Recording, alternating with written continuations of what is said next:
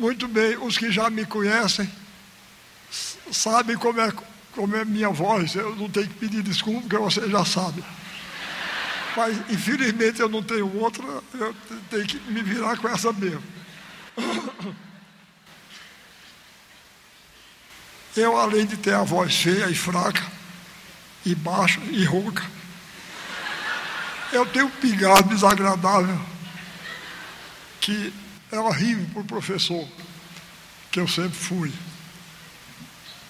Mas agora está até melhor, porque no tempo que eu fui secretário de Dr. Arraes, lá em Pernambuco, eu ficava muito aperreado, porque ele também pigarreava.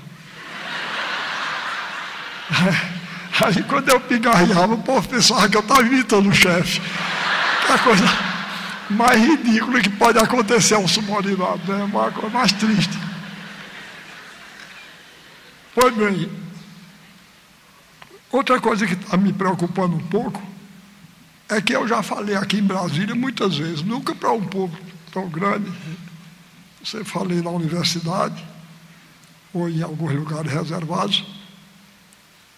Então, eu, como todo contador de história, eu não sei muitas histórias para contar, não. E, ao mesmo tempo, eu gosto muito de contar história. Então, eu estou danado me repetindo. Eu estou com medo que você já tenha ouvido as histórias que eu vou contar aqui hoje. Mas, se alguém já ouviu, eu peço desculpa. Eu me lembro sempre, eu conto sempre uma história de Tobias Barreto. Tobias Barreto foi um sergipano, morava em Pernambuco, e juntamente com o Silvio Romero, ele tomou parte num importante movimento cultural que houve lá no século XIX, e é chamada a Escola do Recife. A atuação da Escola do Recife foi entre 1870 e 1880. E ele, Tobias Barreto, era pobre, feio e negro. Isso hoje é uma barra difícil, a gente sabe, ser negro não é defeito, mas infelizmente a sociedade agrária e feudal de Pernambuco do século XIX considerava mais uma feiura de Tobias Barreto.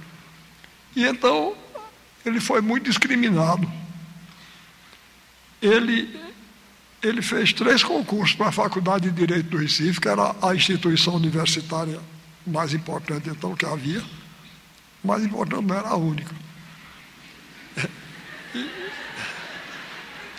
Ele fez 3 concursos, ganhava o primeiro lugar, mas ia a famosa lista tríplice, nomeava o segundo ou o terceiro. Somente no último concurso que ele fez foi que os estudantes que gostavam muito dele pressionaram, e então ele foi nomeado. E então, com toda razão, ele ficou ressentido contra os professores da Faculdade de Direito, né?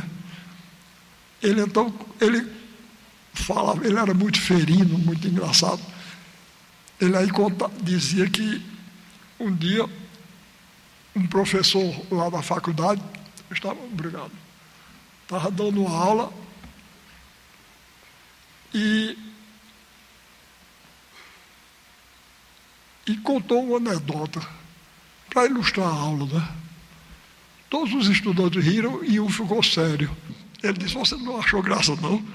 Ele disse: não, senhor, é porque eu sou repetente, eu já ri o ano passado.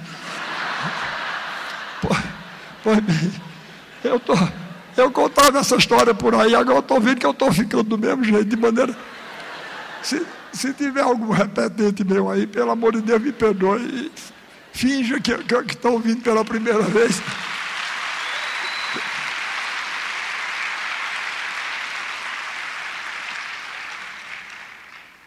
Bom, eu, na condição de secretário de Cultura de Pernambuco, eu criei essa tal aula espetáculo que hoje eu dou em todo canto.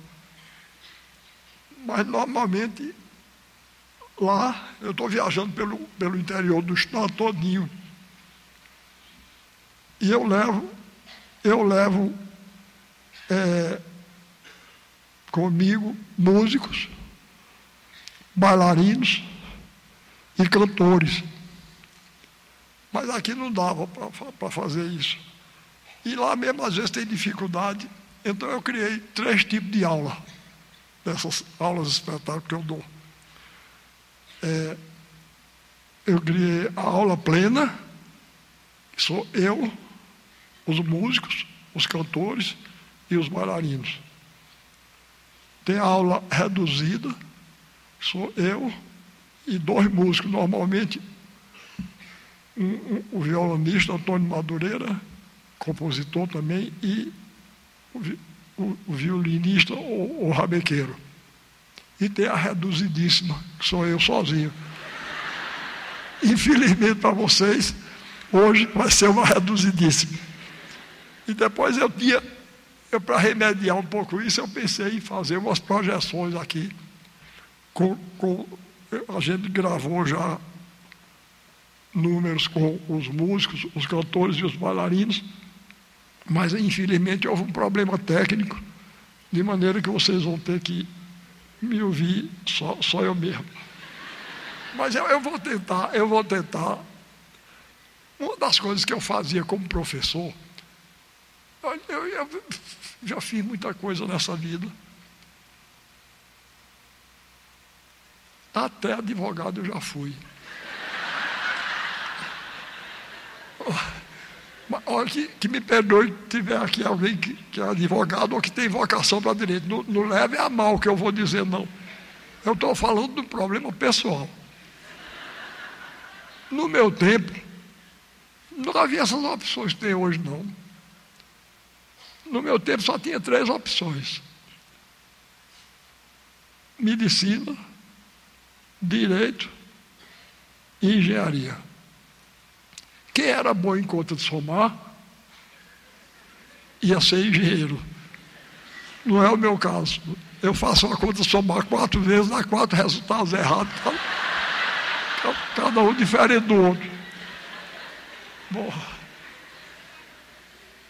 quem gostava de abrir barriga de lagartixa de manhã ia ser médico.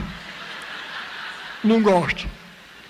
E quem não dava para nada ia fazer direito. Meu caso. Bom, olha, muito obrigado. Muito obrigado. Deixa a luz assim. Eu não gosto de falar desses coisas, não, que eu não sou ator. Eu gosto de ver o povo. Tá, obrigado. Obrigado. Aí, resultado, eu não dava para nada, mas não me leve a mal. Os que aqui, porque tem gente que estuda direito por vocação, e é uma bela vocação, mas eu não dava para aquilo, não. Eu fui estudar direito, inclusive porque me juntei com um bando de gente que não dava para nada como eu. Hermílio Palma Filho, que era diretor de teatro, Aloysio Magalhães, que era pintor, artista plástico, José Laurino de Mello, que era poeta, e afim. E nós, na faculdade, fundamos o Teatro do Estudante de Pernambuco, e eu passei os 5 anos. Eu não sei nada de direito. Eu estudava para passar. Uma véspera eu estudava assim, para ser aprovado. Agora, para vocês verem, me formei, aí não tinha emprego. Aí tinha um grande advogado lá, de Pernambuco, chamado Murilo Guimarães, e ele me chamou para trabalhar no escritório dele. Então eu fiquei lá, porque por falta de emprego, tinha opção nenhuma. Pois bem, olha, eu nunca sofri tanto na minha vida. Nunca sofri tanto. Inclusive, eu não tenho habilidade nenhuma. E para ser advogado, a pessoa tem grande habilidade, astúcia. Porque senão os ruins enrolam a gente. Político também. Eu não tenho nenhuma vocação política. Quer dizer, eu milito politicamente como escritor. Sempre me dei, mas quiseram uma vez me escolher qualquer coisa lá. Eu digo, pelo amor de Deus, não faça uma desgraça dessa comigo, não. Tá certo? Eu tenho o maior respeito. A política levada a sério, Aristóteles dizia, é a arte do bem comum. É uma coisa nobilíssima. Mas se eu for lá, eu termino enrolado. E não faço nada, tudo errado. Pois bem, agora, vocês imaginem, eu ser advogado, eu não sei. Eu não sei nem usar um telefone. Esses meios, eu estou admirado, porque esse aqui está bem. Sempre que essas coisas eletrônicas, eu não simpatizo com eles e eles retribuem. A antipatia, está entendendo? De vez em quando faz. Eu estou até admirado que até agora não fez. Pois bem, então eu não gosto de telefone. Quando a moça que trabalha comigo lá já tem ouvido desaforo, que eu telefono para lá, eu quero falar com a Ariana. Ela disse, não está não. Então qual é o número do celular dele? Ela disse, ele não tem celular não. Houve o maior desaforo, que ninguém acredita. Hein? Eu quero lá negócio com o celular, um negócio que escraviza a gente. Eu não gosto de telefone nem convencional, quanto mais aquela desgraça do celular. E uma coisa mal assombrada, não é? A pessoa falando com a gente, sem a gente estar vendo a pessoa. Não gosto não. Pois bem, e telefonema para mim tem que ser no estilo tradicional. Tem que dizer tudo. Tem que dizer alô, quem fala. Se não disser isso, eu me atrapalho todo. Pois bem, um dia eu estava no escritório do Dr. Murilo Guimarães, desse advogado. Eu estava sozinho, lá perto do telefone. Aí tocou o telefone, eu atendi. Em vez do homem dizer alô, quem fala, o homem disse logo, quem fala? Eu disse, Ariano Suassuna. Ele disse, desculpe, não é para ir não. Aí eu disse, meu Deus, ele queria falar com o doutor Murilo, fiquei com aquela agonia na cabeça. Aí trocou o telefone de novo, eu atendi. Ele disse, quem fala? Eu disse, Murilo Guimarães. Ele disse, como vai você, Murilo? Eu disse, eu não sou o doutor Murilo, não. Ele disse, e por que é que diz que é? Eu disse, porque quando eu digo meu nome, o senhor desliga. Aí houve uma pequena pausa lá.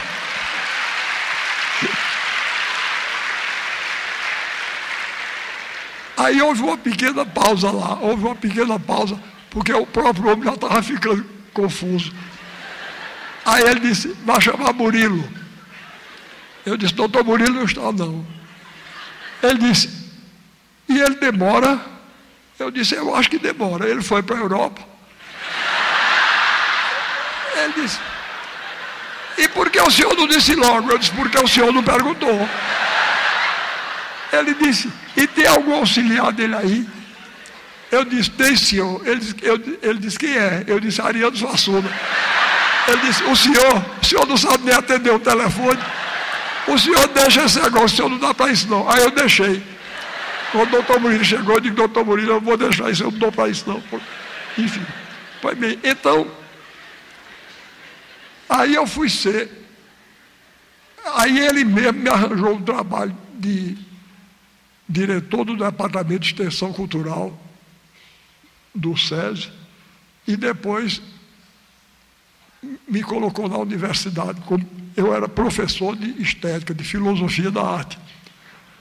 Pois bem, para isso eu tinha vocação. Me perdoe a vaidade, mas eu era um bom professor. Meus alunos gostavam de mim, eu gostava deles. E então, a primeira coisa que eu fazia era mostrar a meus alunos que filosofia da arte, estética, é uma coisa fascinante. É uma coisa boa de estudar. Então, como eu hoje não tenho figurinha para mostrar, eu vou fazer essa experiência com vocês. Eu vou aqui, vou dar uma aula de filosofia da arte, e eu garanto que eu não vou entediar vocês, e vocês vão gostar de saber as coisas.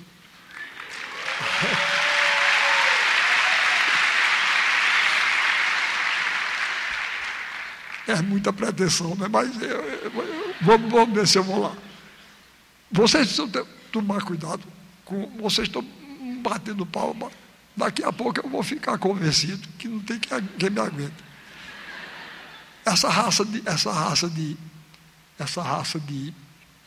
de escritor é muito vaidosa. Eu vou contar uma história de um companheiro meu. Eu vou dizer até o nome dele. Ele tinha uma coisa, ele era simpático, ele era assumido. Ele era um vaidoso assumido. Ele se chamava Gilberto Amado. Era sergipano, como Tobias Barreto, e era de uma vaidade enorme. E não sei se vocês sabem, mas lá na Academia Brasileira de Letras, quando é escolhido uma pessoa, no dia da posse, o escolhido, o novo acadêmico, faz um discurso, e um acadêmico já antigo faz outro discurso para receber o novo.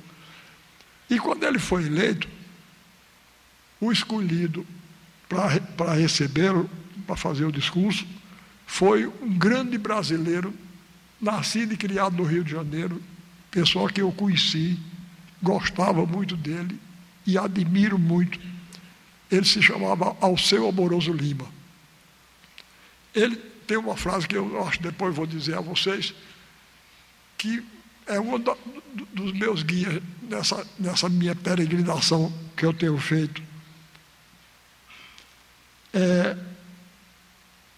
E todo mundo diz que Dr. Alceu fez um discurso que foi uma maravilha para receber Gilberto Amado, né? No dia seguinte, pela manhã, ele telefonou para a casa do Dr. Alceu. Aí o Dr. Alceu tinha saído, atendeu Dona Maria Tereza, esposa de Dr. Alceu. Aí ele disse: Dona Maria Tereza, é Gilberto Amado. Que beleza de discurso, estou telefonando para agradecer, que beleza de discurso fez Alceu ontem. Aí Dona Maria Tereza disse: é verdade, doutor Gilberto. Inclusive, muita gente já telefonou para aqui hoje para dar os parabéns ao Alceu por causa disso. Todo mundo gostou do discurso. Aí ele disse: também não admiro não, com um assunto como eu, era muito difícil. Eu estou dizendo isso porque, para vocês não me darem corda, porque, repare, são duas coisas que eu vou... Esse cidadão que veio aqui ainda agora, que me trouxe esse copo d'água, ele é um grande artista plástico, chama-se Alexandre Nóbrega, é meu genro e meu assessor. E para todo canto que eu vou, ele vai, é ele quem me leva. Aí, de um certo tempo para cá, ele tem uma pintura belíssima. Mas de um tempo para cá, ele começou a fazer fotografia. E, de repente, eu notei, para todo canto que eu ia, Alexandre tirando retrato meu. Até eu tirei uma brincadeira com ele. Eu disse: Alexandre, me diga uma coisa, você está fazendo um ensaio fotográfico para Playboy? Eu digo: se está, a novidade vai ser a seguinte, é que o modelo é feio, velho e está vestido. Aí ele disfarçava e coisa, era para fazer esse livro. Aí, meus amigos Elias Sabag e Marcos Azevedo, esse livro chama-se O Decifrador sou eu. Aí fizeram uma exposição, a exposição está linda. Eu disse: também não admiro não, um assunto como eu.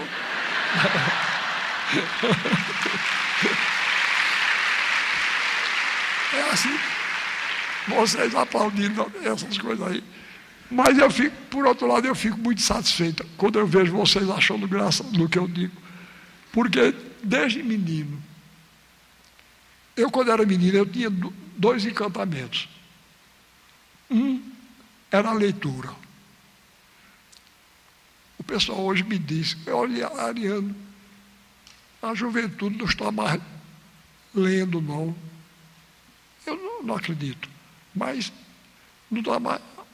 Você não fica preocupado, não? Eu disse, eu fico com pena. Porque eu vou dizer uma coisa. Leitura, que coisa boa. Olha, vocês não imaginam a alegria que eu tinha, não. Eu, assim que me alfabetizei, eu comecei a ler.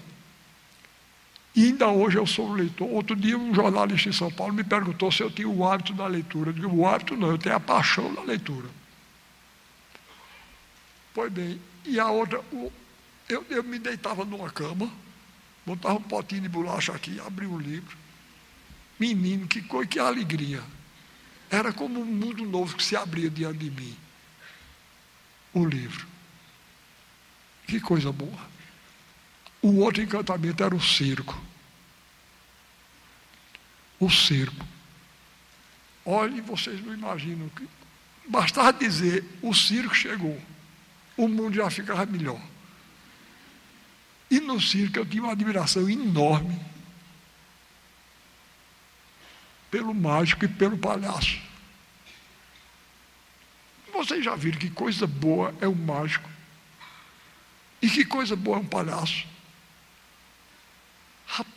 Eu vi uma vez um mágico. Ele fez uma coisa. Eu vou ver se eu dou uma pálida ideia. Ele chegou e disse, olha, esse negócio de mágico não tem nada não, isso é habilidade. Aí, por exemplo, eu vou fazer aqui uma mágica. Aí pegou um rolinho de papel assim, ele enrolou, era uma faixinha assim, dos 3 dedos. Ele enrolou, pegou a tesoura, cortou. Aí ele primeiro desenrolou assim, depois ele enrolou, cortou. Aí depois eu abro esse rolinho e estava inteiro de novo. Aí o povo bateu o pau e coisa. Ele disse, mas olha, isso é uma questão de habilidade, eu vou mostrar a vocês como é que eu faço. Eu estava com 2 rolinhos aqui, só que eu seguro aqui. Ele estava com 2 rolinhos. Aí ele disse, eu peguei esse, mostrei a vocês, cortei, botei lá de volta. Mas quando eu desenrolei foi o segundo. Está entendendo? Então eu peguei o segundo e cortei. Aí eu botei aqui. Estão vendo? Então, repare, o primeiro estava aqui, aí estava inteiro, tirou o segundo, estava inteiro também. Menino, o circo quase veio abaixo, eu fiquei encantado. Quer dizer, sai do mundo cotidiano, não é? No mundo do mágico, no mundo do circo, é possível uma coisa dessa, aí, cortar uma coisa e ela se emenda sozinha. E o palhaço também. Eu achava, olha o palhaço Gregório, foi o primeiro palhaço que eu vi na minha vida. Era o circo que chegava lá em Itaperuá, minha terra, no sertão da Paraíba. Aí, Gregório, eu devo tanto a Gregório, que, olha, eu vou perguntar aqui, não é por vaidade, não. É só que eu quero saber quem me entende. Quem foi aqui que leu o Alto da Compadecida ou assistiu no teatro? Agora, na televisão, eu acho que todo mundo viu, né? Bom, então, quem leu ou assistiu no teatro sabe que no Alto da Compadecida o autor é representado por um palhaço. Eu pedi para que o autor fosse representado por um palhaço, porque eu queria realizar aquela minha vocação. Pois bem, então eu nunca fui. Estou sendo agora. Está certo? Esse grupo que eu criei, eu batizei de Circo da Onça Malhada, e o palhaço sou eu. Não abro mão para ninguém. Está certo? Sou palhaço e sou o dono do circo. E outro dia fiquei orgulhosíssimo. Uma moça de Minas Gerais escreveu um livro, uma enciclopédia sobre o circo no Brasil. E teve até um nome muito bom, Enciclopédia. Em vez de ser enciclopédia, ela foi enciclopédia. E pois bem, aí num capítulo lá, ela dedicou aos circos em atividade no Brasil. E lá está o meu, Circo da Onça Malhada. Chama-se Circo da Onça Malhada. Eu chamei por esse nome, porque a onça malhada é o povo brasileiro, né? Que a coisa que eu acho mais bonita do povo brasileiro é essa diversidade, né? Tem gente de todo tipo, maravilha. Até outro dia, eu fui dar uma aula em Curitiba, e um amigo meu que conhecia já disse: olha, não vá com suas histórias para lá não, porque ali não é Brasil não.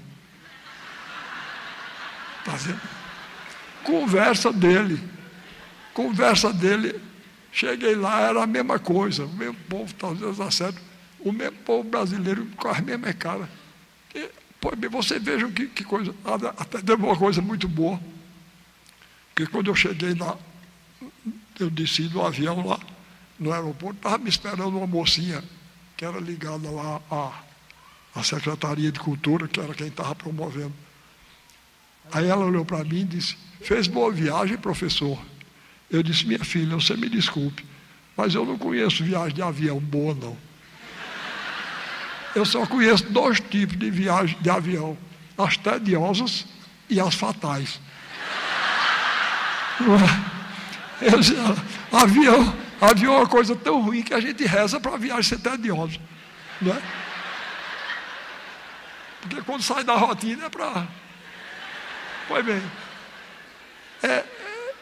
agora vejam que coisa delicada.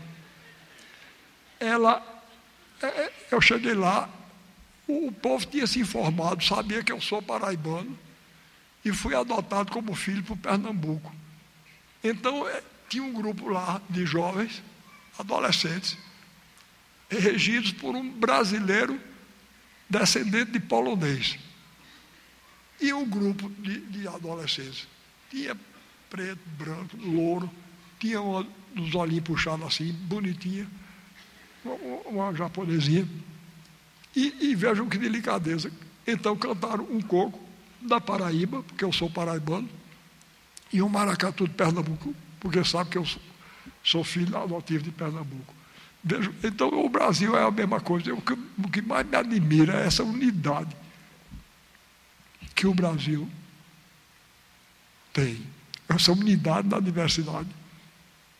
Pois bem, aí eu estava falando em negócio de viagem de avião.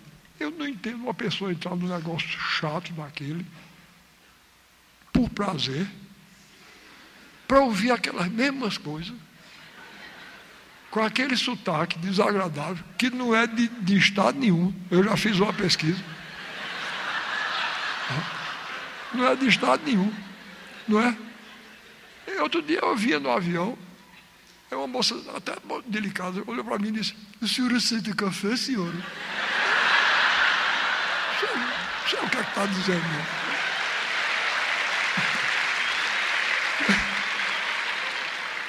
Eu fiquei com vontade de dizer a ela: olhe, fale como jeito que eu lhe respondo.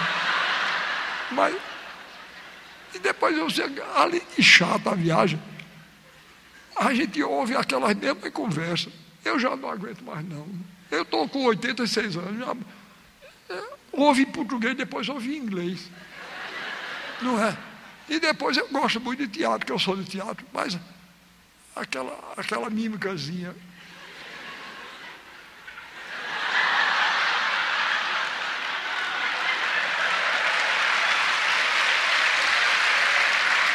É chato demais. É chato demais. Pois bem, e além do mais, que viagem agorenta, não é? A primeira coisa que eu faço quando eu me sento no avião é olhar. Vocês já viram aquela frasezinha que tem lá, né? Para flutuar, use o assento da poltrona. Flutuar? Flutuar onde? Eu não vim aqui nadar não, minha senhora, eu vim aqui voar. Não é? Repare que agora danado. Para flutuar, use o assento da poltrona. Pois bem, uma vez eu fiz uma viagem cansativa, desgraçada. Eu peguei um avião em Porto Alegre, desceu em Florianópolis, desceu em Curitiba, São Paulo, Rio. Aí eu ia para Belo Horizonte. No Rio, eu troquei de avião. Fui para outro avião. Já eram 7h30, eu já estava moído, cansado, exausto. Aí quando eu me sentei assim, que eu olhei, lá estava a frase. Para flutuar. Aí eu, para tirar os olhos, eu recostei a poltrona assim, olhei para cima. Sabe o que tinha escrito? Bolsa para sobreviver na selva. É para que é a gordo da peste. Ou não. Ou não. Vai bem. Então, com essas disposições todas, vejam bem, eu vou tentar, eu gosto muito de rir. E gosto de fazer rir. E eu sinto que nisso, o povo brasileiro é meu companheiro, está entendendo? O povo brasileiro gosta de rir. Até de si mesmo. A gente, não é? Até de nós mesmos a gente manga. Mas o riso é uma coisa muito importante. O riso é uma coisa muito importante.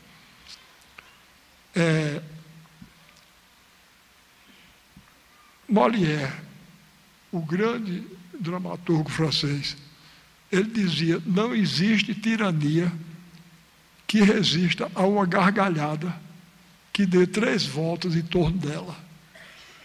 A gente está vendo. É por isso que os tiranos têm tanto medo dos autores cômicos. Eles têm medo, porque aquela seriedade deles, a gente desmancha. Quando eu era jovem, hoje está melhor. Quando eu era jovem, esfregavam 2 países na minha cara, de 2 em 2 minutos. Era a Suíça e a Suécia. Apresentavam a Suíça e a Suécia como países que não tem defeito. E a Inglaterra também. Olha, tinha um sujeito lá no Recife. Ele, aliás, ele era de Caruaru. Mas ele viajou para a Inglaterra e lá ficou deslumbrado com a Inglaterra. Então, se algum de vocês descendo de suíço, sueco ou inglês, não leve a mal, não. Eu estou somente exemplificando. Bastaria a Inglaterra ser a pátria de Shakespeare. Shakespeare sozinho salva aquilo tudinho. É mesmo. Pois bem, então o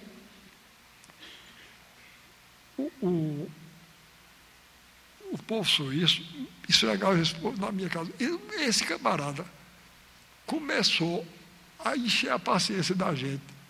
Depois ele naturalizou-se em inglês. Aí ele vinha passar temporadas no Recife. Pois bem, ele começou a publicar, num dos jornais do Recife, ele começou a publicar. Todo domingo saiu um artigo dele chamado O que Podemos Aprender da Inglaterra. Eu já estava aqui, não aguentava mais. A Inglaterra só tinha qualidade, o Brasil só tinha defeito. Aí eu, no outro jornal, comecei a publicar O que Podemos Aprender da Turquia. Está entendendo? Aí todo dia ele só aguentou 3. Calou-se, não continuou não. Pois bem, e a outra coisa era esse negócio do país exemplar. Olha, a Suíça, como já disse, eu não tenho nada contra a Suíça e acho o povo suíço extraordinário. Gosto muito de Paul Klee, grande pintor que era suíço. Mas aquele povo, Deus me livre, olha, Deus sabe o que faz. Deus me livre de nascer no lugar daquele. Um amigo meu foi para lá. Ele disse que no fim ele já estava que não aguentava mais. Tá certo? Porque ele obrigado a cumprir a lei. Assim, nós brasileiros somos muito indisciplinados, né? E ele obrigado a lei. Ele aí disse que estava com tanta vontade de infringir, que ele ficou esperando até meia-noite. Ele esperando na frente da casa dele. No momento em que fechou o sinal, ele atravessou com o sinal fechado. Pois bem, tinha uma mulher lá escondida atrás da disse: atravessando a rua com o sinal fechado. Eu vou denunciar. Denunciou ele. É um país de dedo duro. Pois bem, ele mesmo me contou, ele passou outra na Suíça, que eu não sei vocês, mas eu sou um brasileiro típico. Tem uma coisa que eu faço, que dizem que todo brasileiro é assim, eu não sei os outros, mas eu sou. Dizem que o brasileiro, quando diz assim, olhe, ele vai ser convidado para alguma coisa, ele diz, eu vou, com certeza. Irá ou não? Mas se ele disser assim, eu vou fazer toda a força para ir, não vai de jeito nenhum. Tá? Eu sou desse jeito mesmo. A gente não quer negar na hora, né? Pois bem, outra coisa. Eu sou do tempo da carta, né? Hoje quase não tem mais com o negócio de e-mail, né? Eu chamo as coisas do jeito que eu vejo escrito. O pessoal chama e-mail, mas eu chamo e-mail, que está escrito e-mail. Mas eu ainda sou do tempo da carta. Pois bem, eu recebia muita carta. E eu não tenho tempo de responder, não. Eu sou muito ocupado. Aí eu encontrava um amigo dizia para mim, não recebeu minha carta, não. Eu digo, recebi e respondi. Mentira, né? Agora, ele também é brasileiro. Aí ele sabia que eu estava mentindo. Eu sabia que ele sabia que eu estava mentindo. Ele sabia que eu sabia que ele sabia que eu estava mentindo. Tá certo? Mas como ele era muito brasileiro, ele entendia que o que eu estava querendo dizer era, olha, eu não respondi não, mas eu gostaria muito de ter respondido, porque eu gosto muito de você. Né? Pois bem, esse meu amigo, um amigo dele lá, fez amizade com ele, um suíço. Aí o suíço disse, Miguel, o nome dele é Miguel Monteiro Santos. Miguel, eu faço aniversário, vou comemorar meu aniversário sábado, vá lá em casa, ele está certo. Aí ele não foi. Quando foi na semana seguinte, encontrou com o amigo disse, rapaz, você não foi ao meu aniversário, não? Ele disse, você não recebeu meu telegrama, não? O suíço disse, como é? Você me mandou um telegrama. Repare que, aí Miguel disse, mandei. Ele processou o correio. Repare que sujeito chato dos 600 anos.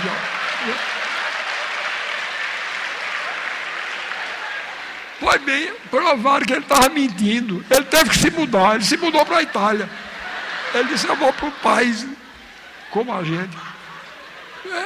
Repare que Deus me livre de nascer num lugar desse. Tá certo? Deus sabe o que faz. Na Alemanha, se eu nascesse, eu era mudo. Porque aquela língua eu não aprendia, não. Aquela língua não é falada, não, é rosnada. Não é? Deus me livre. Que língua feia da peste. E agora, esse negócio de inglês, eu já não aguento mais, não. Outro dia eu peguei um jornal, as 5 ou 10 primeiras linhas da matéria, eu não entendi nada. Tudo assim, e-mail, não sei o quê. Eu não entendi nada. Olha, eu vou dizer uma coisa a vocês. Vocês peguem o analfabeto mais ignorante de Brasília. Pergunta a ele, é por isso que o português, além de ser a língua mais bonita do mundo, não sou eu que digo, não. Era Cervantes, que era espanhol. Ele dizia, o português é a língua mais sonora e musical do mundo. Repare. E a gente com essa língua maravilhosa. Olha, eu vou dizer os versos de Camões. Eu vou dizer os versos de Camões. É uma cantiga de mote e glosa. Vocês sabem o que é mote e glosa ou não? O mote é o motivo que a gente dá ao poeta. A glosa é a variação que ele faz, incluindo o verso que a gente deu. Os cantadores do Nordeste têm isso. Olha, eu vou fazer um negócio. Antes de recitar os versos de Camões, eu vou recitar uma glosa que um cantador nordestino fez. Eu dei um mote a ele, repare que não é fácil, eu dei um mote, a vida venceu a morte. Eu vou dizer uma coisa, a glosa que ele fez com esse mote, Calderón de la Barca, o grande poeta espanhol do século XVII, ele assinaria. Eu faço um acordo com vocês. Se vocês não gostarem, permaneçam como estão. Mas se gostarem, me dê um sinal. Repare, isso improvisado, tá certo? Foi improvisado na hora, eu sou testemunha. Eu dei o mote a ele. Pois bem, ele fez a glosa seguinte: na vida material, cumpriu o sagrado destino. O Filho de Deus divino nos deu glória espiritual. Deu o bem e tirou o mal, livrando-nos da má sorte. Padeceu o suplício forte, como o maior dos heróis. Morreu para dar vida a nós, a vida venceu a morte. Não é bonito, não?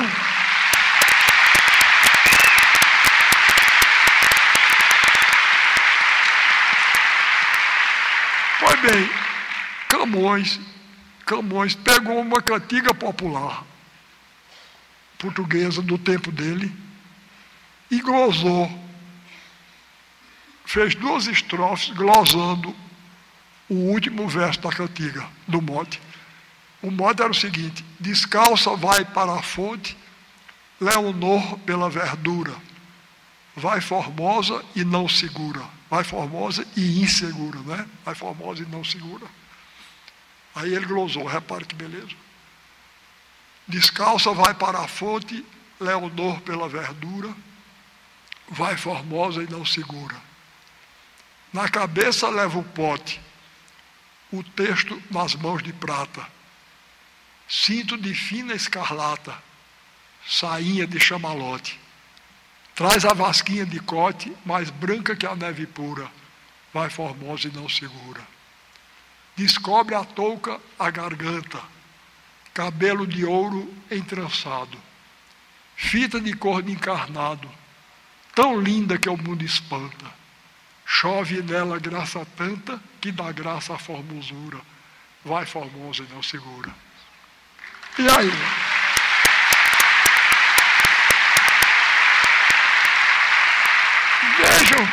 Vejam que língua bonita. Repare que coisa linda.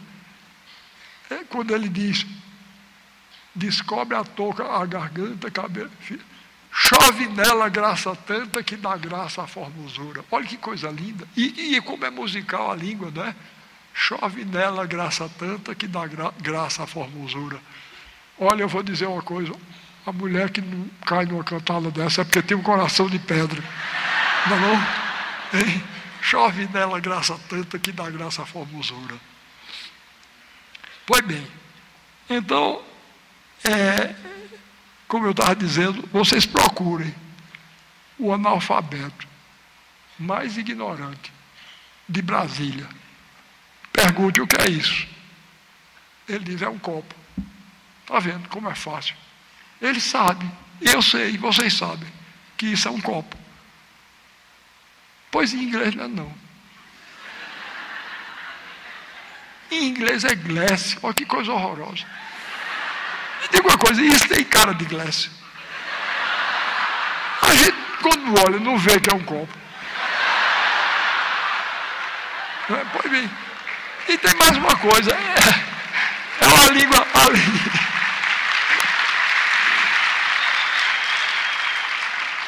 Além de feia, é uma língua pobre. Porque em inglês, copo é glass e vidro é glass. A gente tem 2 palavras, tem uma. Para dizer um copo de vidro, em inglês é um glass de glass.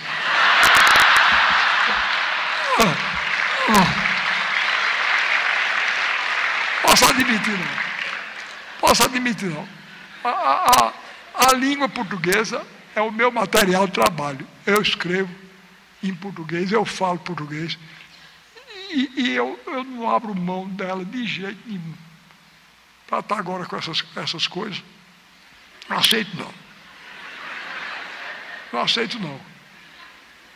Outro dia, eu fui dar uma aula num colégio do Recife. Quando eu cheguei lá, estava uma faixa. no dia do estudante, o colégio tal oferece a seus alunos uma aula show do professor Ariano Suassuna. Eu disse, tira a faixa, senão eu não dou aula. Eu não dou aula show, não. Eu dou aula espetáculo. E show.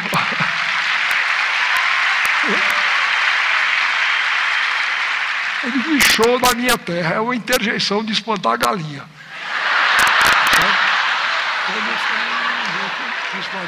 Só li o Orod. Foi bem. Então, eu gostando de rir, gostando de fazer rir. Eu desde muito moço, eu comecei a querer saber por que é que a gente acha graça em determinadas histórias. Pois bem, é essa aula que eu sei que eu estou falando demais, mas eu acabo já. Obrigado, mas não me dei muito na corda não, que eu falo muito, viu? Eu falo muito. Eu tenho isso em comum com o Fidel Castro, eu falo. Pois bem, então, eu comecei a querer saber por que é que a gente acha graça em determinadas histórias e não acha em outras. Aí o primeiro grande pensador que eu encontrei para explicar o que era o cômico foi Aristóteles, o grande filósofo grego, anterior ao Cristo. Vejam que inteligência aguda, lúcida, brilhante tinha Aristóteles.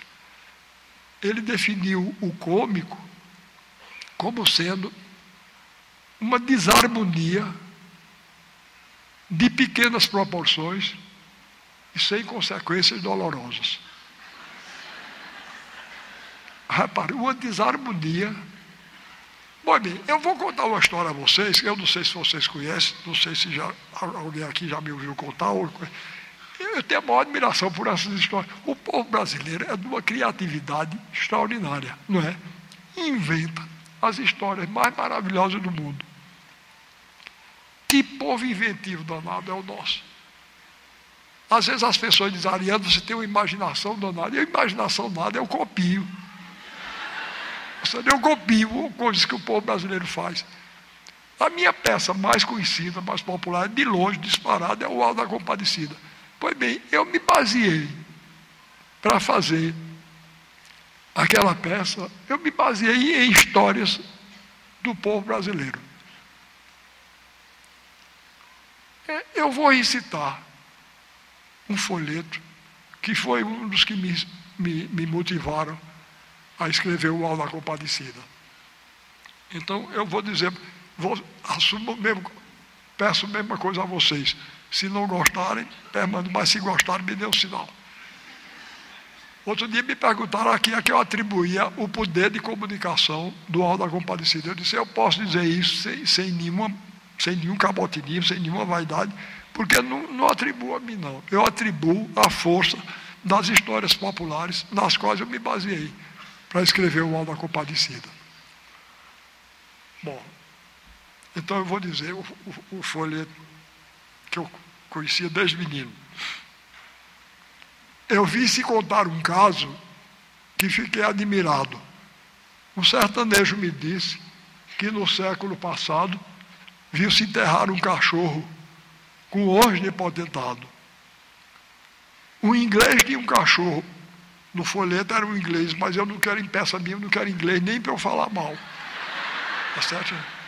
Então eu botei um padeiro brasileiro mesmo.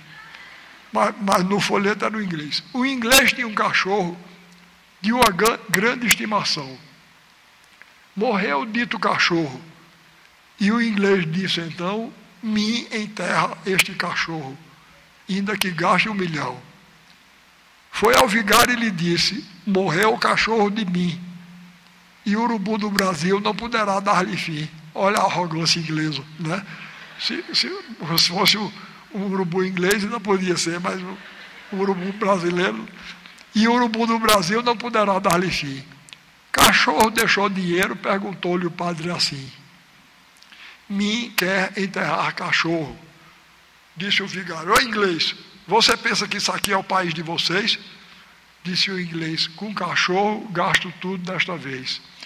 Ele, antes de morrer, um testamento aprontou. 6 contos de réis em ouro para o vigário deixou. Antes do inglês findar, o vigário suspirou. Coitado, disse o vigário, de que morreu esse pobre? Que animal inteligente, que sentimento nobre. Antes de ir para a cova, fez o presente do cobre. Leve lá para a igreja que eu vou encomendar. Isto é, traga o dinheiro antes dele se enterrar. Que esses sufrágios fiado é possível não salvar. E lá se foi o cachorro, o dinheiro foi na frente. Teve imponente o enterro, missa de cor presente, ladainha, etc, etc. Melhor do que certa gente. Mandaram contar ao bispo que o vigário tinha feito o enterro de um cachorro, o que não era direito.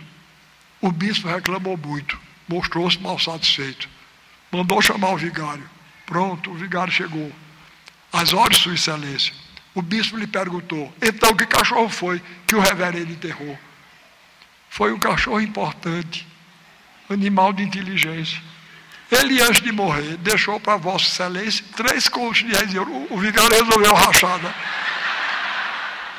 Ele, antes de morrer, deixou para Vossa Excelência 3 contos de réis em ouro. Se eu errei, tenha paciência. Não errou não, meu vigário. Você é um bom pastor. A culpa é do... Desculpe eu incomodá-lo. A culpa é do portador. Um cachorro como esse se vê que é merecedor. Não tá vendo?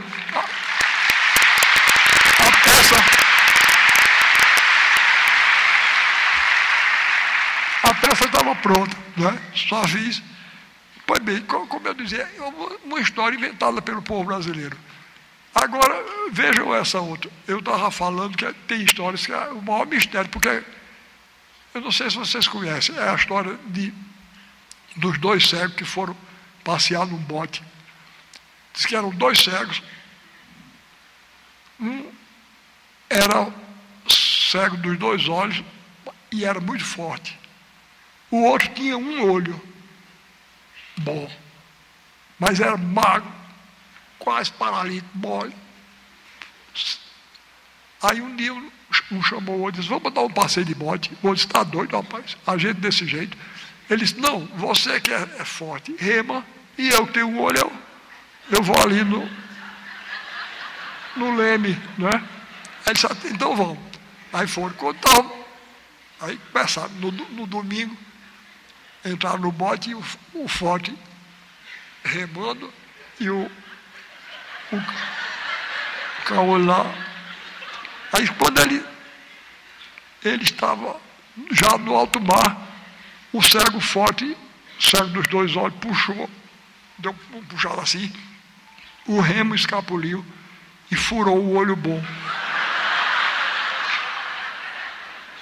Aí quando ele furou, aí ele disse pronto. Quando ele disse pronto, outra pessoa que tinha chegado desembarcou. Bom, agora me diga por que é que a gente acha graça no diabo de uma história dessa. Né? Uma história horrorosa. Não é?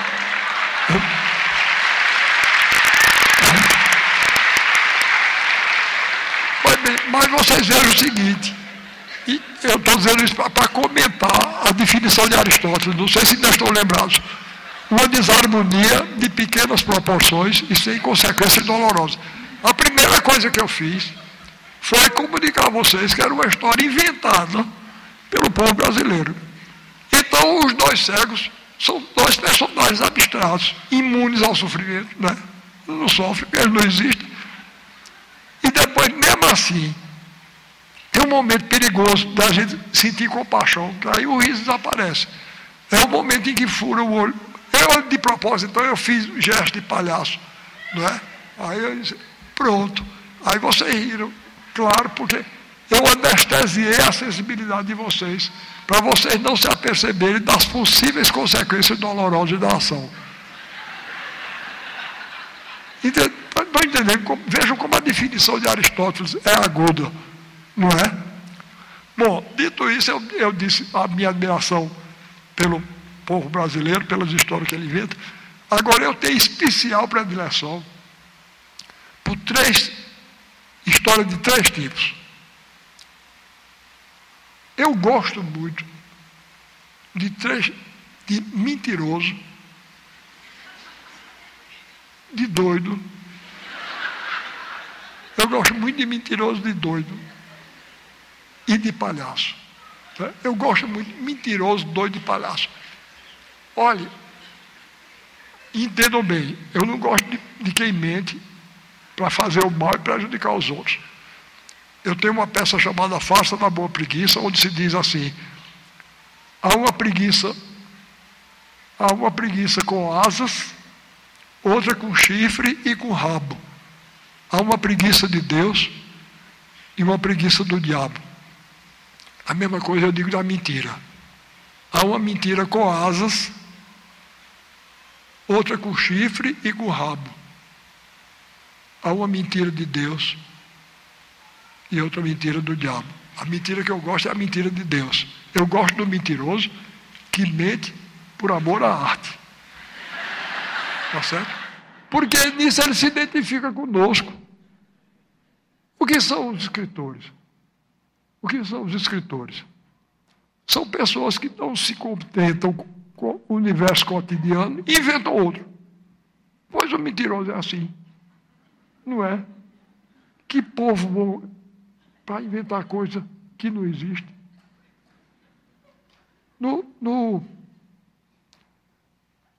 Lá no Recife, eu estou cultivando um mentiroso. Ele me disse que o pai dele era o maior produtor de mel de abelha do estado, porque conseguiu fazer um cruzamento de abelha com vagalume. E os mestiços trabalham de dia e de noite, à luz das velas. É uma maravilha. Tá bom.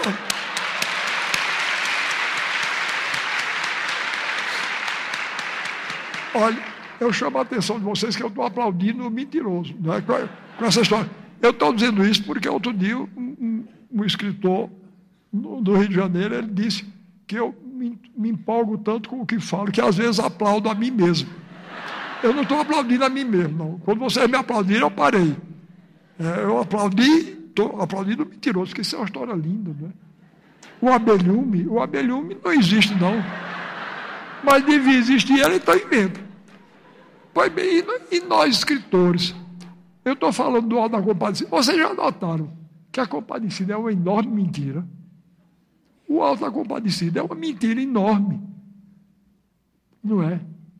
Mas se João Grilo pegasse um cangaceiro de verdade e fosse com aquela conversa da bexiga do cachorro, não sei o quê, ele levava um tiro na caixa dos peitos, que ele passava o resto da vida morrendo.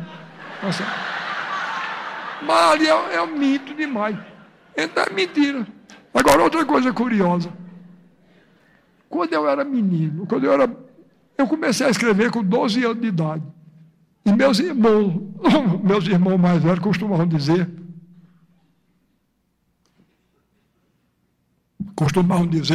que eu era um assassino danado. Porque quando eu não sabia o que fazer com o personagem, eu matava. E é verdade. O primeiro conto que eu escrevi era uma história de um camarada que ia para a Revolução de São Paulo, em 1932, voltava. Quando ele chegava de volta para o sertão da Paraíba, encontrava a mulher dele com um urso. Aí matava a mulher e o urso e se suicidava. Matei os 3. Sobrou ninguém. Pois bem, aí eu achava muita graça disso que ele dizia, mas depois eu vi que é mesmo. Depois, adulto mesmo. Vocês já viram o Alto da Compadecida? É minha peça cômica, que o povo, mas mata todo mundo, né? Todo mundo morre fuzilado, não é? Só escapa Chicó. Porque eu tenho uma simpatia por ele, porque é um mentiroso. Eu salvei Chicó, não é?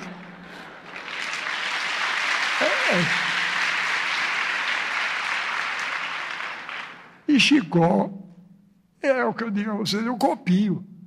Chicó existiu mesmo. e se chamava Chicó. E era um mentiroso. É uma coisa. Eu vou contar a vocês uma história que eu não coloquei no Alto da Compadecida. Veja que história boa. Ele falava que ele tinha passado um tempo no Amazonas. Aí você imagina um mentiroso com um motivo desse, não é? Foi a Amazônia, e ele contava histórias tremendas da Amazônia. Uma delas está lá no Alto da Compadecida, aquela história do Pirarucu, não é? Que puxou ele para cima. 3 dias e 3 noites. E o sujeito perguntou: e você não sentia fome, não? Eles, fome não, mas era uma vontade de fumar danado. Pois bem, aquela história, eu ouvi ele contar e botei lá, não é? Mas eu vou contar outra que eu não botei em canto nenhum. Ele disse que quando ele estava no Amazonas, ele era muito requisitado para cuidar de gado, né? Porque ele sabia, ele era nordestino, do sertão, e aí ele era muito requisitado pelos fazendeiros para tomar conta do gado. E ele disse que tinha um cachorro lá, uma cachorra treinada para ajudar no trabalho com o gado, né? Aí um dia ele disse que estava no mato com o rebanho, espirrou uma vaca assim, entrou no mato para a carreira. Aí ele estumou a cachorra. Pega, pega. Sumiram-se a vaca e a cachorra. 6 anos depois, ele disse, ele já estava em Itaperuá, né, que é a minha terra, lá no sertão da Paraíba, já estava em Itaperuá. Aí ele vinha no ônibus assim, de repente ele disse: para, que eu estou conhecendo a garupa daquela vaca. Pararam o ônibus, Chicó desceu. Aí ele disse: quando eu cheguei lá, estava a vaca. E eu tinha feito uma maldade inconsciente. Eu não sabia, eu não me lembrei. Eu não expliquei à cachorra que era para levar para o curral do Amazonas. Ela tinha trazido. Ela trouxe do Amazonas até Itaperuá. Na Paraíba, viu? Aí ele disse: e vejam o que era uma cachorrinha leal. Quando eu cheguei lá, estava a vaca e o esqueleto da cachorra aqui. Ela tinha levado até Itaperuá. Chegou lá, ela mordeu a bochecha da vaca, ficou assim, ficou me esperando. Eu não cheguei, a bichinha morreu. Aí o camarada disse: mas Chicó, e os ossos não se desmancharam? Ele disse: não sei, só sei que foi assim. Não é uma história maravilhosa.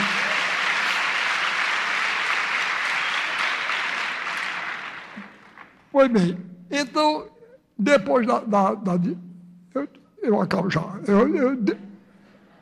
Vou se lembrando aí, até agora eu falei da definição dada por Aristóteles. Mas para a gente chegar na essência do cômico, a gente precisa de muitos pensadores.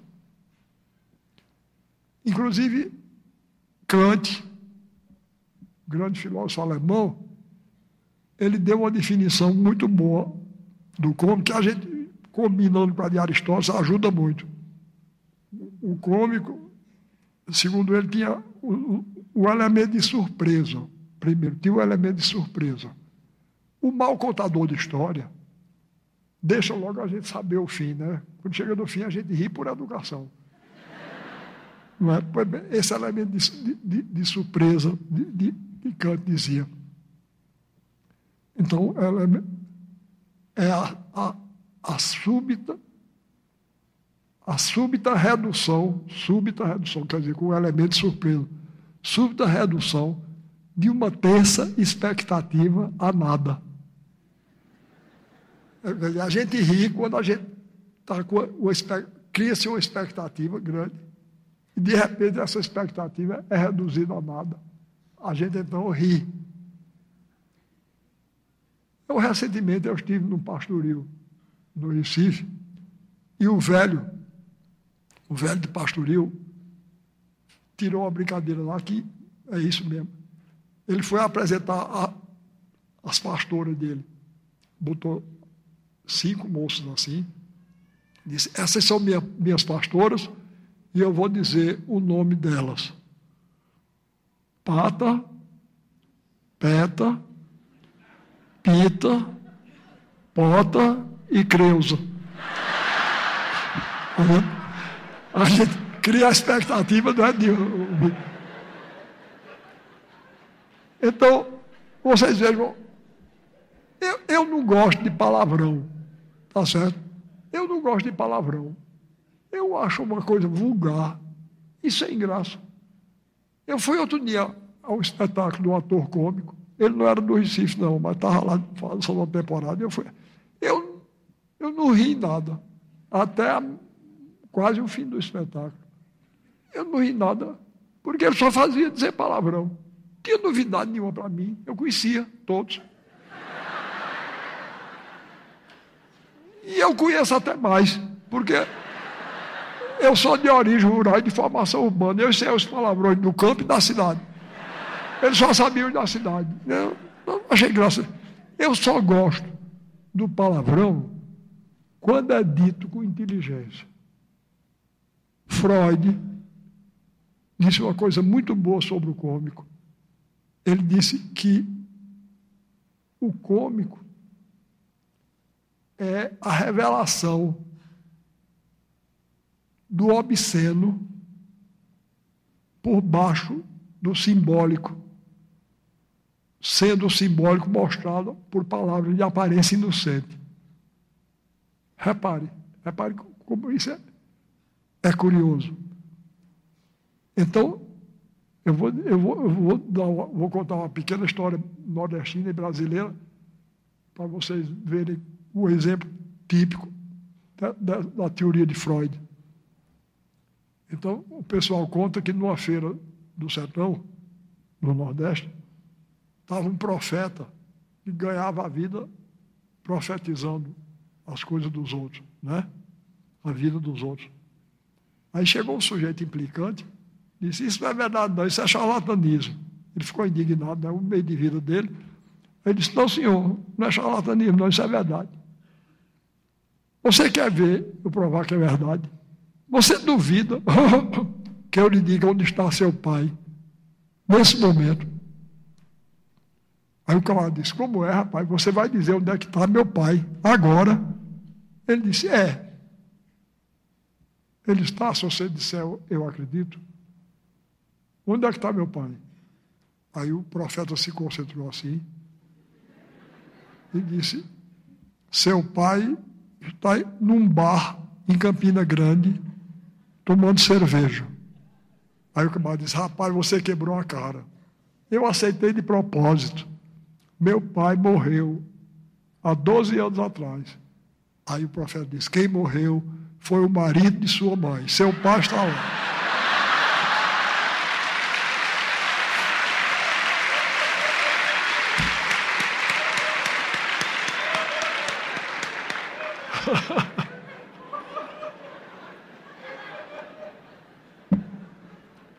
Então, repare, já passei a vocês 3 definições, não é? O cômico é uma desarmonia de pequenas proporções sem consequências dolorosas, não é?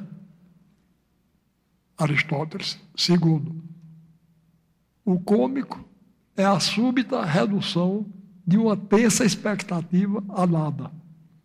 Kant. Agora Freud. O cômico é a revelação do obsceno, do sexual e do obsceno por baixo de palavras de aparência inocente. Não é? Então, vocês por aí já têm uma medida de como é interessante o estudo da filosofia da arte. Não é? Estamos aqui vendo a teoria do cômico.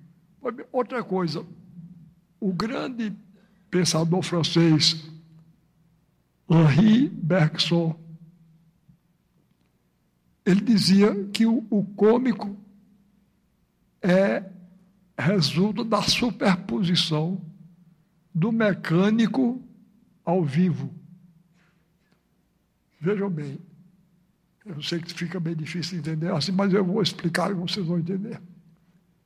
Ele dizia que a gente ri quando a gente espera um acontecimento ou uma história que tenha a inventividade e a graciosidade da vida. a mobilidade da vida. E, em vez disso, o que aparece é alguma coisa de mecanizado, de grosseiro. Ele dizia uma coisa muito curiosa: por que é que a gente acha graça numa queda? Aí ele dizia: porque se o espírito mergulhasse a carne de tal maneira que a carne também se espiritualizasse, nós nunca cairíamos. Ao escorregar, nós faríamos um movimento gracioso de recuperação, mas a gente cai feito uma tábua. Mecanicamente, vem a superposição do mecânico ao vivo. Estão vendo? Ele perguntava por que é que os gêmeos são engraçados. Realmente, não sei se vocês já viram, eu já vi. Trigêmeos iguais. Por exemplo, se eu tivesse 2 irmãos gêmeos, eu entrava aqui agora, vocês aceitavam. Aí entrasse outro igualzinho. Aí vocês já ficavam. Quando entrasse o terceiro, vocês caíram na gargalhada. Por quê? Porque dá a impressão que a gente tinha sido fabricado em série. Não é? Mecanicamente. Não é? Outra coisa, ele dizia: por que é que um movimento, por que é que um tique nervoso, por que é cômico? Ele dizia: porque dá a impressão de que uma mecânica se instalou no corpo da pessoa. Tique nervoso, né?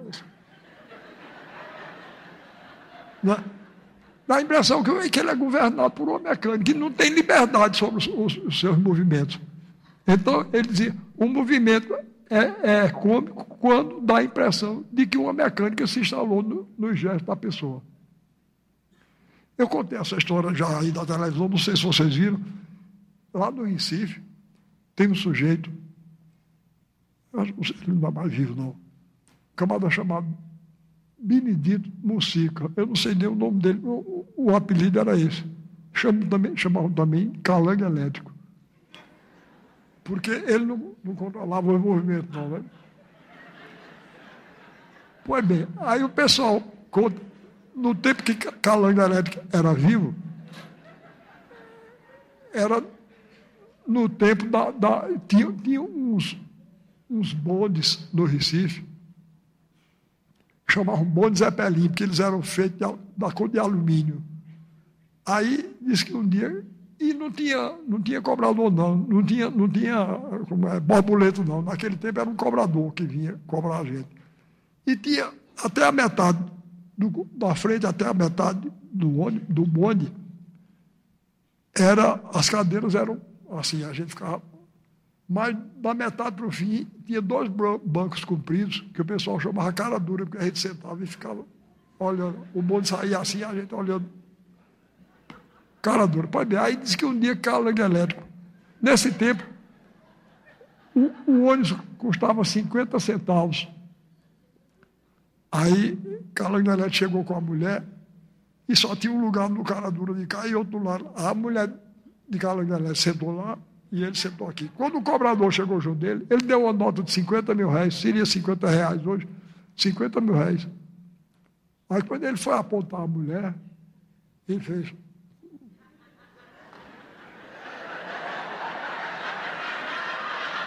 Aí o sujeito deu R$1,50 de troco. Ele pagou todo mundo, porque a pessoa que ele está.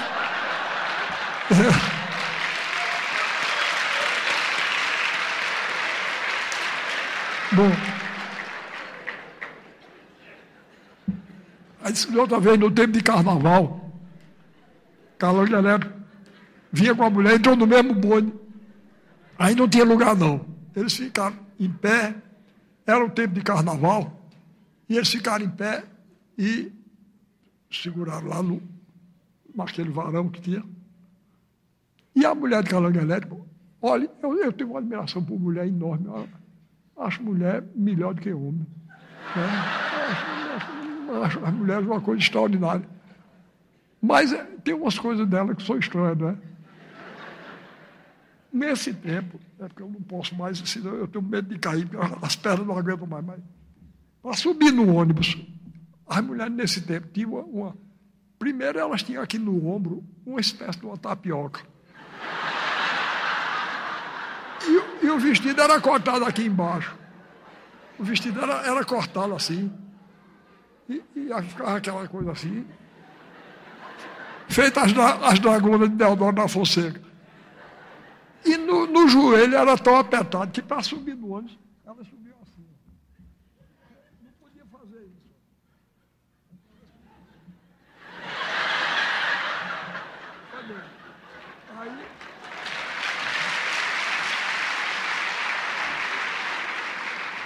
Aí ficar lá em pé e a mulher de cavalgairética assim, com aquilo cortado aqui, ela parruda. Aí sobrava um pouco da musculatura aqui. Aí lá vinha um bêbado. Aí quando ele avistou aquilo, ele não aguentou. Aí, deu um beliscão na musculatura. Aí Calangalera puxou o revólver para tirar do bêbado. Mas quando ele puxou o revólver, ele fez. Pá! Atirou para trás. Aí quando ele atirou, vinha subindo um bombeiro. Com aquele calango assim, naquele cap, né? Aí a bala passou aqui e arrancou. O bombeiro não quis conversa, correu até o quartel dele, chegou lá e disse: seu comandante, não deixa ninguém no estreiro, não. É um bairro lá do Recife. Não deixa ninguém no estreiro. Está uma perseguição aos bombeiros lá horrível. Olha, eu não fiz nada, levei um tiro aqui que eu não sei como foi. Pois bem. Então, é a história de Bergson, né? É uma mecânica instaurada no gesto da pessoa. Enfim, vocês estão vendo que o estudo da filosofia da arte pode ser uma coisa interessante. Então, eu quero agradecer profundamente, Penhora. Muito obrigado. Muito obrigado.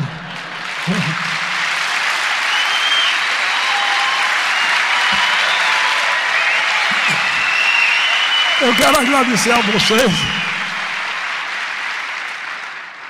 porque eu vou dizer, eu não vinha não. Eu vim porque sou eu. Tá certo? Vocês me fizeram essa alegria de estar aqui, esse povo todinho. Pois bem, então, para concluir, eu vou concluir contando uma história que me aconteceu há pouco tempo. Quando eu me tornei secretário do governador Eduardo Campos, um deputado que se dá cordialmente comigo e com o Eduardo, mas política, ele estava do outro lado, e resolveu fazer um discurso na Assembleia lá, contra, e terminou sobrando para mim. Olha, vocês não sabem o que eu tenho dado no Recife, em Pernambuco, não. Eu não gosto de viajar, mas eu meti na cabeça, de contar lá é outra história. Eu vou contar uma história. Eu não sei se vocês devem ter recebido um programa. Olha aí. Arte como missão. Eu vou confessar uma coisa horrorosa a vocês. Eu me convenci, num certo tempo para cá, eu me convenci que o povo brasileiro tinha me encarregado uma missão, que era essa que eu estou cumprindo aqui agora, procurando cumprir, de mostrar ao Brasil que o Brasil é um grande país, tem uma grande cultura, e o nosso povo é um grande povo. Então, eu meti na cabeça que o povo brasileiro tinha me encarregado dessa missão. Até que eu comecei a descobrir, eu me lembrei de uma história, dessas histórias brasileiras. Diz que um dia um doido, eu gosto muito de, além de mentiroso, eu gosto muito de história de doido. Não sei se é por identificação, mas eu gosto. Eu tenho um primo, Saul, que ele disse uma vez ali: Ariano, na família da gente, quem não é doido, junta pedra para os outros jogarem no povo. E eu acho que é verdade mesmo, porque, repare uma coisa, para todo canto que eu vou, eu levo essa caixinha aqui.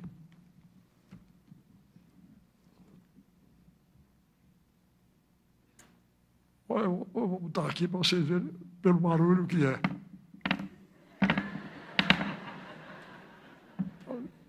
pedra.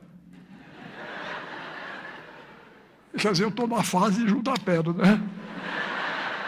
Mas essas pedras têm um significado para mim que vocês não imaginam. Essa aqui me foi dada pela minha mulher. Onde é que está a minha mulher? Zélia, cadê você? Ei?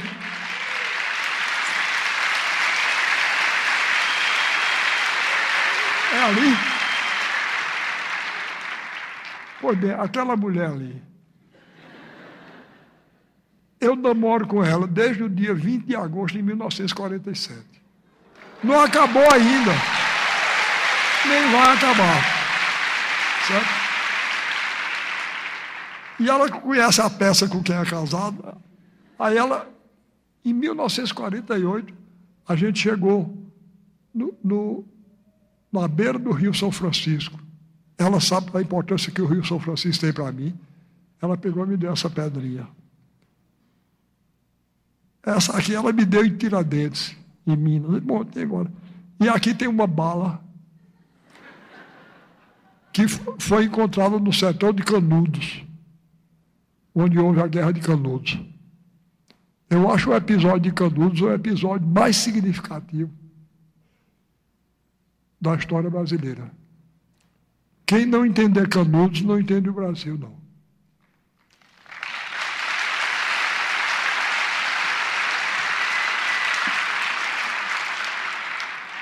Machado de Assis dizia que no Brasil existem dois países. Ele dizia, o país real é bom, revela os melhores instintos, mas o país oficial é caricato e burlesco. Nós todos somos nascidos, criados, formados e deformados pelo Brasil oficial. Mas eu espero que vocês façam como eu. Eu não estou me dando como exemplo, não. Foi somente que eu tive essa ideia quando eu era muito moço. Eu disse, como é que eu vou fazer meu teatro, meu romance, minha poesia? Eu vou olhar como é que o povo do Brasil real faz. Essa história do cachorro, o enterro do cachorro que eu acabei de citar para vocês, é uma história criada pelo povo do Brasil real.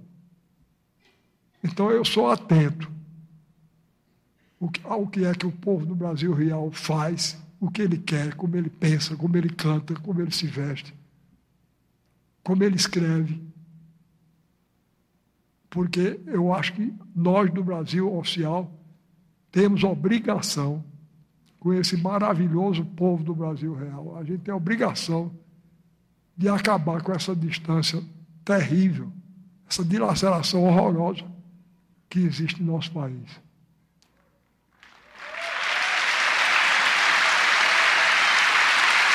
Obrigado. Então, o que foi que aconteceu em Canudos?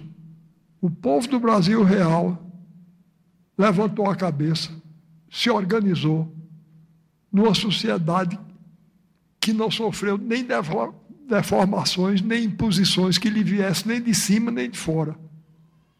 O Brasil oficial foi lá e encontrou a cabeça dele, na pessoa de Antônio Conselheiro, o profeta.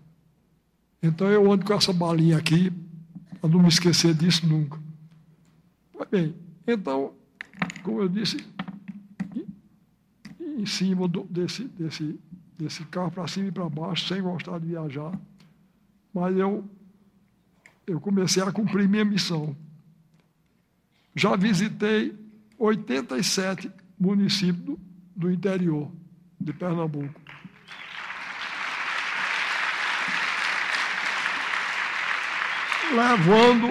Levando o espetáculo para lá, porque eu acho que eu tenho a obrigação de mostrar ao povo uma alternativa para essa arte de quarta categoria que ela não espalhando aí,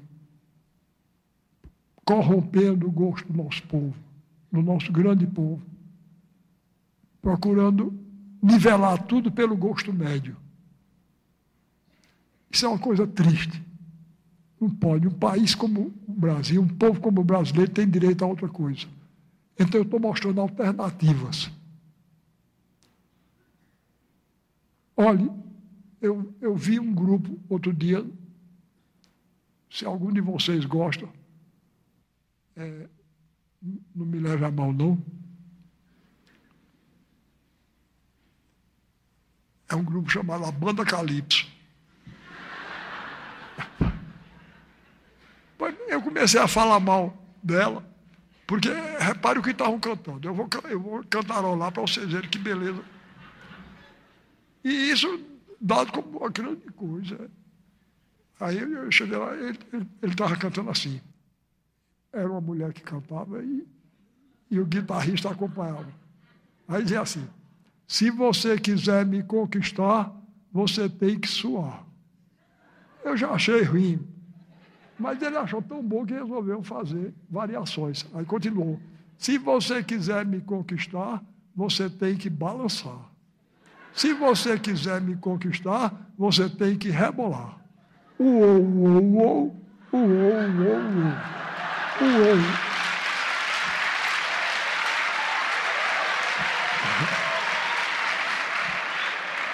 Pois bem, meu neto chegou junto de mim e disse: vovô, não esteja perdendo tempo falando mal da Banda Calypso, não, porque existe coisa muito pior, que é que eu lhe mostro, de Deus me livre.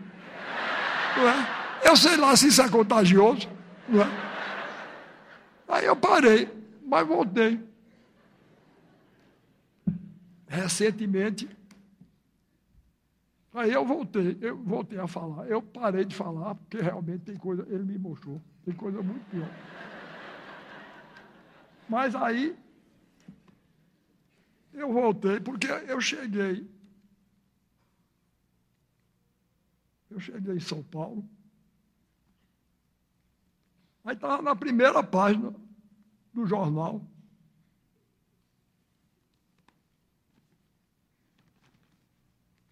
Não sei se está dando para ler. Preferência Nacional.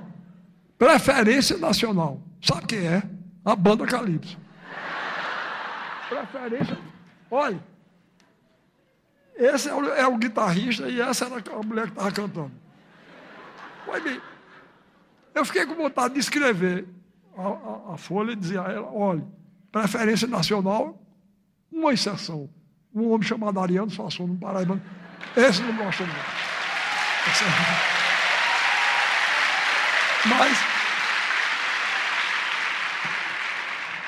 Mas o que me deu mais raiva, foi que eu cheguei no meio, aí estava um homem chamado, eu vou dizer o nome dele, Eduardo Miranda, produtor e jurado de programa de televisão. Deve ser um gênio, né? Pois veja o que ele disse aqui. Repare, a Calypso é a verdade do povo brasileiro. A verdade do povo brasileiro. Eu me senti pessoalmente insultado. E acho que vocês têm o direito de se sentir também. Não é? A Calypso é a verdade do povo brasileiro. O Chimbinha...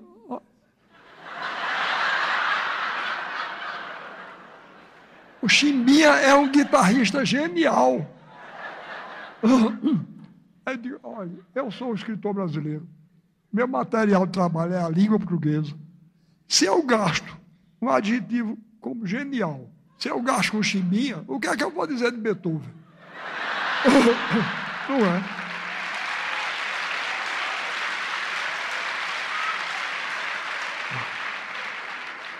Pois bem, ao mesmo tempo em que eles são musicalmente interessantes, uou, uou, uou. Ao mesmo tempo que eles são musicalmente interessantes, eles têm, agora isso foi que me irritou mais, eles têm uma coisa super brega, que é a cara do Brasil. Tá bom. A cara do Brasil é super brega. Eu digo: eu um dia me encontro com esse homem. E eu vou dizer a ele: olhe, eu só não lhe digo quem é que tem cara super brega, porque eu tenho carinho, respeito e admiração pelas mulheres. E sua mãe não tem culpa nenhuma das besteiras que você diz.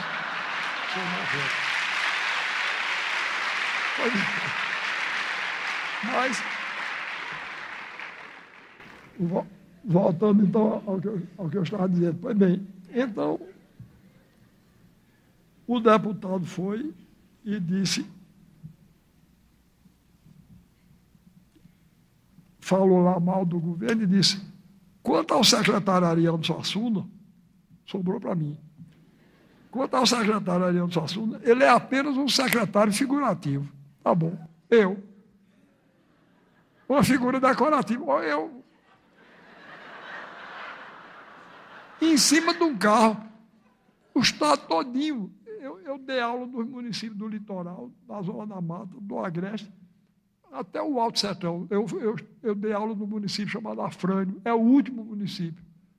Já faz divisa lá com o Piauí. E eu, em cima, levando esse circo da onça malhada, levando meus dançarinos, meus músicos. Porque, olha, e o povo recebe bem. Capiba, o grande compositor Capiba, meu amigo do peito, ele ficava danado quando o pessoal dizia que cachorro gosta de osso. Ele dizia, só dão osso ao cachorro. O cachorro come com avidez e diz, ele é doido por osso. Ele é doido por comida. Aí Capiba dizia, bote o filé e bote o osso, para ver qual é o que o cachorro escolhe. Não é verdade?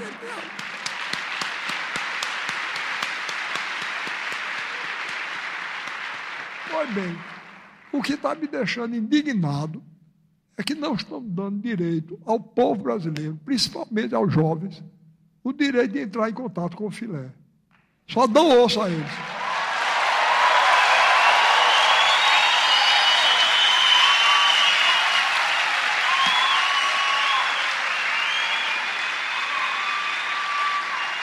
Pois bem,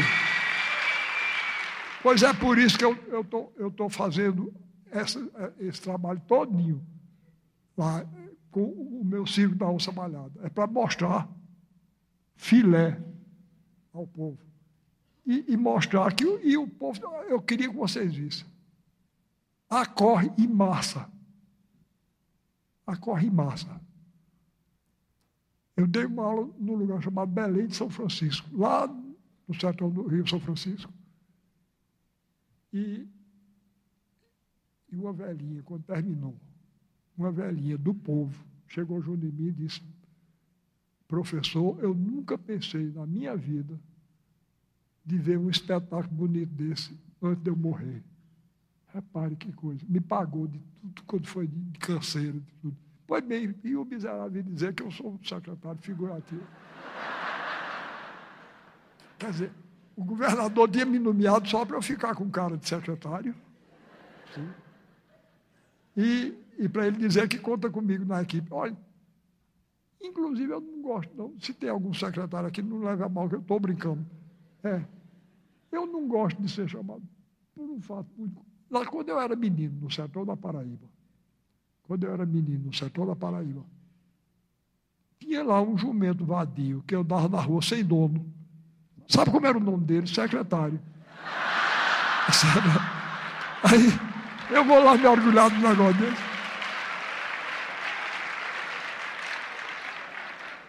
Pois bem, aí o bandido me dizer que eu era um secretário figurativo. Aí eu disse, eu me vingo. Eu, como sertanejo, eu sou muito vingativo.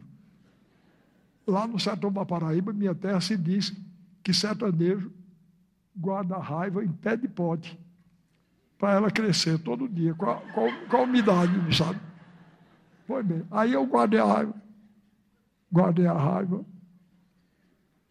Aí um dia eu estava no teatro, mesmo. Ele fez um discurso na Assembleia, saiu uma noticiazinha bem pequena no jornal.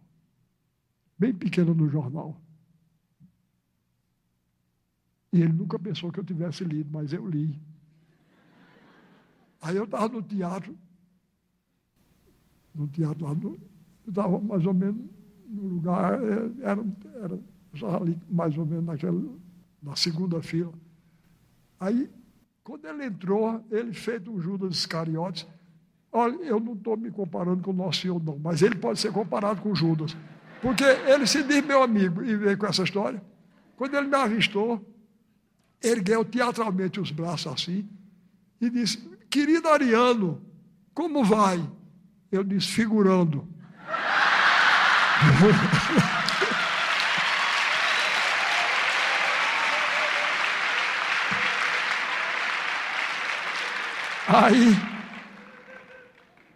Aí eu disse, ele aí perdeu um pouco assim a graça e disse: você não sabe com que carinho eu disse aquilo. Aí eu disse: eu imagino como não é você quando fala com raiva. Eu falo com carinho desse jeito. Então, quando eu me encontrar com ele agora, eu vou dizer a ele: olha, eu posso até ser um secretário figurativo, mas eu estou mostrando minhas figurações. Não é só em Pernambuco, não. Estou mostrando no Brasil todinho. Tá certo? Para isso, porque eu acho que o meu povo tem direito a uma arte. Não estou falando de mim, não. Estou falando dos músicos que andam comigo. Dos músicos, bailarinos e cantores. Ali, sim, a cara do Brasil é aquela. Eu lamento não estar aqui para vocês verem o que é a cara do Brasil. Para dizer Eduardo Miranda. Mas então eu disse a ele: então eu estou mostrando minhas figurações pelo Brasil todinho, principalmente pelo estado de Pernambuco, que é onde eu trabalho. Agora, você disse que falou daquele jeito comigo carinhosamente. Você não sabe como é que se fala carinhosamente, como é que se recebe carinhosamente, não. Se você quiser aprender, você dê um pulo comigo ali em Brasília, que você vai ver como é que se recebe carinhosamente.